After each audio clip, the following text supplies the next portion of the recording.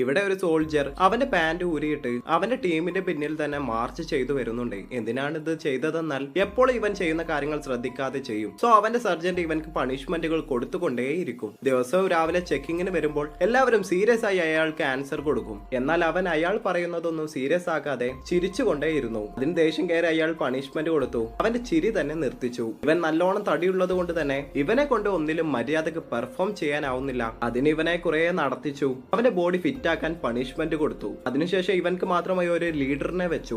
അവൻ അറിയാത്ത കാര്യങ്ങളൊക്കെ പറഞ്ഞു കൊടുക്കാൻ പറഞ്ഞു. ഇവനും കുറച്ചായി എല്ലാ കാര്യങ്ങളും പഠിച്ചെടുത്തു. ഒരു ദിവസം ഇവന്റെ സർജന്റ് വന്നു. അവിടെയുള്ള എല്ലാവരെയും ചെക്ക് ചെയ്തുകൊണ്ടിരിക്കുകയാണ്. നോക്കുമ്പോൾ ഇവന്റെ പെട്ടിയുടെ ലോക്ക് ഓപ്പൺ ആയി കിടക്കുന്നുണ്ട്. അതിൽ എന്താണെന്ന് നോക്കുമ്പോൾ അകത്തൊരു ഡോണറ്റ് ഇവൻ കഴിക്കുന്നതിന് വേണ്ടി ഒളിപ്പിച്ചു വെച്ചിട്ടുണ്ട്. ഇവനോട് ഡയറ്റ് സ്ട്രിക്റ്റ് ആയി ഫോളോ ചെയ്യാൻ പറഞ്ഞതാണ്. സോ ഈ ടൈമിൽ ഇവൻ ചെയ്ത കുറ്റത്തിന് ഇവന്റെ ടീമിലുള്ള എല്ലാവർക്കും പണിഷ്മെന്റ് കൊടുത്തു. അവർക്ക് പണിഷ്മെന്റ് കിട്ടിയ ദേഷ്യത്തിൽ നൈറ്റിൽ എല്ലാവരും വന്ന് ഇവനെ പൊതിരെ